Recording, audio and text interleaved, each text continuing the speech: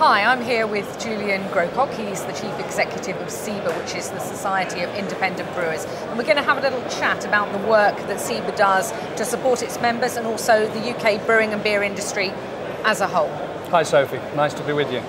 And here we are talking about what you can do for the industry, and what better place could we be in than the Great British Beer Festival? The Great British Beer Festival. I'm going to get a little bit nationalistic about this.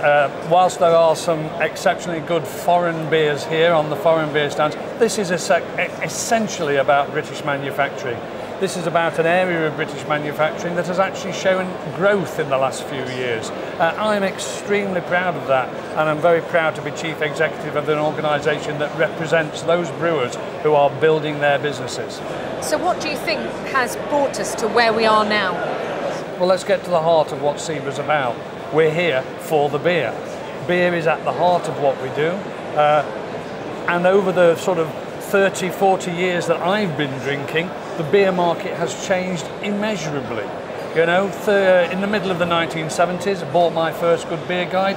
There were about 100 independent brewing companies. Now, well over 1,000. In that first good beer guide, there were 2 or 3 styles of beer.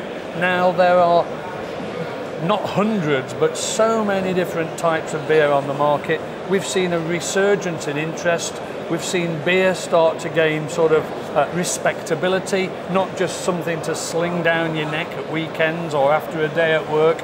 It's about flavour appreciation, it's about style. Beer is a diverse product. It's not just simple flavour profiles, it's complex, got complexity. Brewers have brought innovation into the industry, they've brought choice. SIBA brewers make thousands of different beers now. There were 300 brands in that first good beer guide that I bought. We've got thousands now, and the overall perception of beer.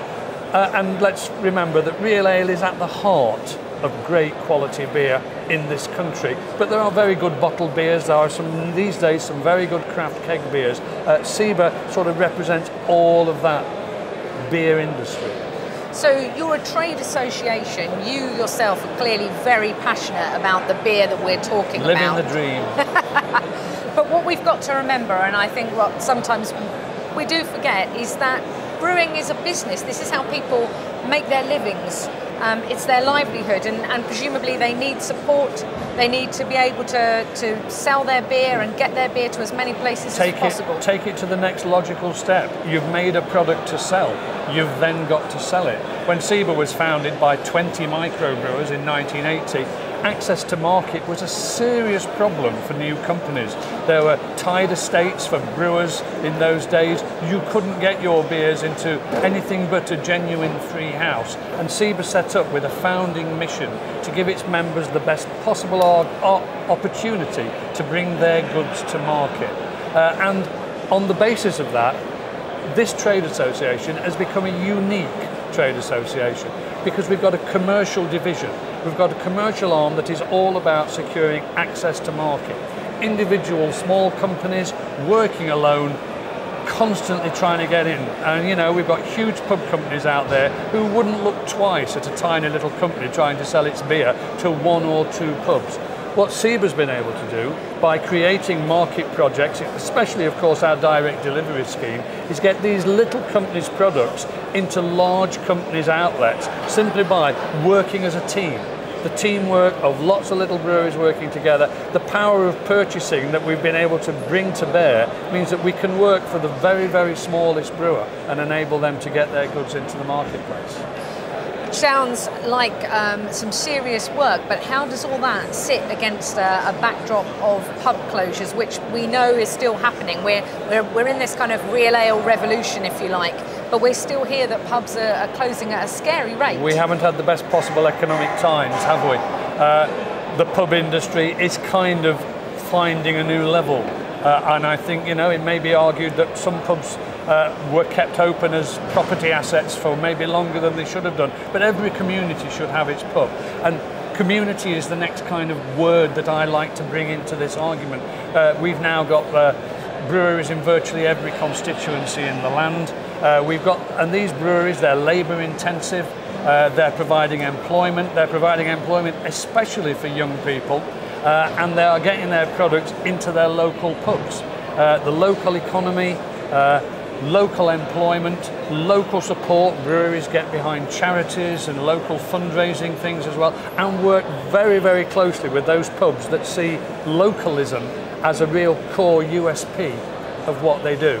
Pubs do sort of build on that, and we get local beer, local purchasing is ticking a box, and we find that we become part of the community. I should also say, we've got 680 brewing members, but we've got nearly 200, 198 at the last count, supply associate members. These are companies that see themselves as integral to the infrastructure of the brewing industry, from the very obvious of maltsters and hop merchants, right the way through to insurance, software systems, bottling equipment, labelling, you name it, it's there. We have a trade directory of all of these companies that see themselves as part of our infrastructure. And sort of the final point out of all of this is the investment that we put in.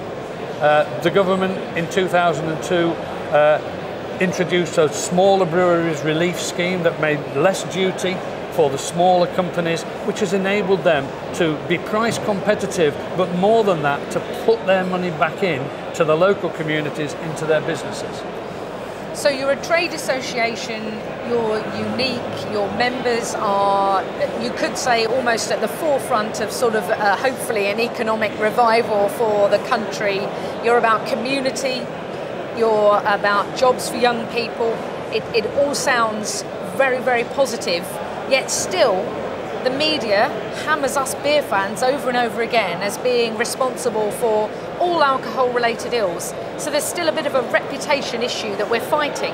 How does SIBA do that? We won't shy away from any of the ethical arguments. I'm just about sick and tired of any story about alcohol abuse, and I will not deny that alcohol abuse exists, although overall drinking is going down in this country and has been consistently for some time. You get a TV story or a newspaper story about the latest bad behaviour somewhere, and it's illustrated with the sight of someone pulling a pint of draft beer in a pub. What the harm reduction lobbyists run the risk of doing is throwing the baby out with the bathwater by vilifying all alcohol. It's all equally bad. One unit is one unit, however it's dressed up. We don't accept that. Beer is a low alcohol drink, and good quality draft beer that packs flavour, that packs quality, is essentially not about the quick hit of getting alcohol into your system. I think drinks exist for that purpose, and I have no respect for them whatsoever. What we have got is a product that is enjoyed in company, and it's best enjoyed in the pub. 85% of what our members make is draft beer. Draft beer's home is the pub. Pubs might have been closing, but those pubs that specialise in quality beer should go from strength to strength, and people should want to continue to go to the pub to enjoy a pint as part of conversation. I think within the health lobby, you've got some recognition of this. Pubs should be nurtured, pubs should be championed as the place. There was a time, of course, the temperance movement of the 19th century recommended that beer should be drunk, as opposed to gin or other hard spirits. Beer was the temperate drink, and we believe that's still the case. I would like to finish by sort of talking about the representation that we as a body do. As I say, we've talked about the market, we've talked about community, we've talked about our responsibility credentials. We need to talk about the fact that we're a democratic organisation, whatever the brewery size, one member, one vote. We exist, we liaise actively with other bodies within the industry, the bigger trade association, CAMRA itself. We're constantly liaising. We work together. We've had a great achievement by working together this year with the cut in duty in the last budget. We are lobbying politicians. We're communicating our message to our members, to the media, to other bodies. We consider that the sort of networking that we provide, which is kind of encapsulated in our annual BeerX conference and festival event, this is kind of what SIBA does, and this is kind of what we're working towards. So let's bring it back round to a slightly lighter note, because beer is a fantastic drink. It's our national drink. We're here at the Great British Beer Festival. What's your highlight of the festival been? Highlight of the festival? I had a very, very good day yesterday. And I suppose once again the highlight was that when the Champion Beer of Britain Awards were announced, a SIBA brewer won the overall award. Elland Brewery's 1872 Porter, a fabulous, fabulous style of beer, did very well, with one exception. That's I think that's over 10 years, 11, maybe 12 years that a SIBA brewer has won the Champion Beer of Britain, and virtually every single category champion as well. That is always a highlight. We're always ready with our press release. We're always ready to put our forces behind the breweries that won. And if you could sum SIBA up and its raison d'etre in one sentence, what would it be? That's very straightforward, Sophie. We're building the future of British beer. And I think we should drink to that. Well, I would as well. Cheers. Cheers. All the best. Enjoy the best of the festival. Thank you.